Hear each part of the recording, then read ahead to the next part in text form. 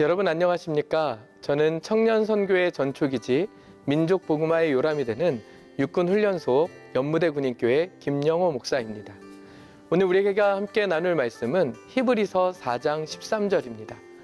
제가 읽어드리겠습니다. 지으신 것이 하나도 그 앞에 나타나지 않음이 없고 우리의 결산을 받으실 이의 눈앞에 만물이 벌거벗은 것 같이 드러나느니라. 오랜 가뭄 끝에 장대비가 억수로 쏟아졌습니다. 반가운 빗소리를 들으며 해갈의 큰 기쁨을 간직한 채 잠이 들었습니다. 그런데 비는 밤새 그침없이 내렸습니다. 그래서 새벽 알람 소리보다 먼저 쏴 하는 빗소리가 먼저 저의 잠을 깨웠습니다. 새벽 기도회를 위해 교회에 도착했을 때 교회 1층이 여러분 물로 가득 차버린 것입니다. 심지어 제 목양실 천장에도 물이 한두 방울씩 떨어져서 저의 책상이 흥건하게 젖어버렸습니다. 새벽 기도회를 마친 후 물을 빼내는 작업을 새벽 기도에 온 성도님들과 함께 했습니다. 정말 가뭄의 단비, 너무 반가운 비였는데 일순간 원망스러운 비가 돼버렸습니다. 빗물을 빼내고 기도하는 사이 문득 이런 생각이 스쳐 지나갔습니다.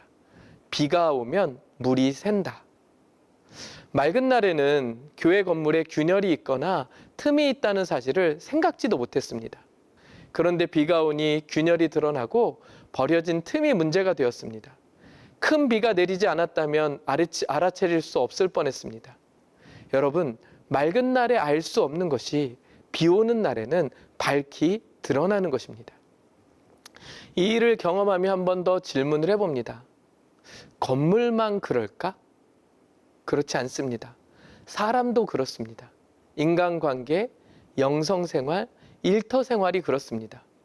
억수같이 내리는 장맛비처럼 감당할 수 있는 한계를 넘어서는 위기가 닥쳐왔을 때 정말 우리가 그동안 애써 무시하고 소홀히 하고 임시방편으로 메꾸어 놓았던 틈이 큰 문제가 됩니다. 세 마리 여우 길들이기의 저자 송인규 교수는 이 틈을 여우라고 표현했습니다.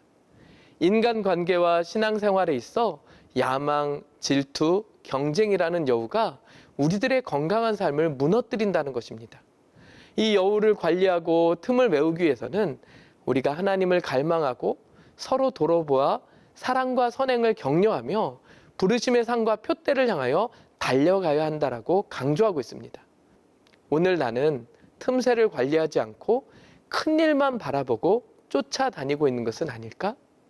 지금은 괜찮으니까, 큰 문제가 되지 않으니까, 지금은 바쁘니까 하면서 무시하고 소홀히 여기는 가정, 교회, 일터의 삶 속에 있는 틈은 무엇일까? 비가 오면 물이 샌다. 이는 내가 애써 부정해도 무시해도 반드시 일어나는 것입니다.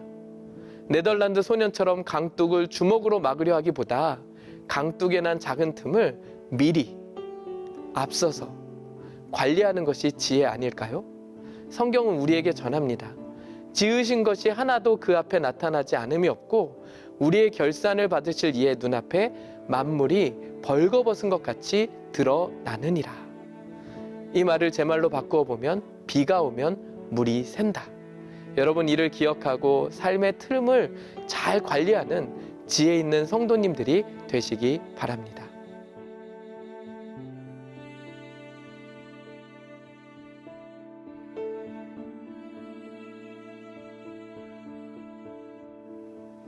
여러분, 비가 오면 물이 셉니다. 오늘 여러분의 삶 속에 장맛빛 같은 것이 없더라도 우리의 삶에 있는 작은 틈들을 한번 살펴보았으면 합니다. 우리의 인간관계, 일터생활, 영성생활 가운데 우리가 소홀히 여기고 있는 것이 있다면 다시금 살펴보고 그 틈을 메우되 기도와 말씀으로 거룩해지듯이 가장 기본과 기초를 튼튼히 하면서 대비하고 준비하고 정비할 수 있는 믿음의 사람들 되시길 바랍니다.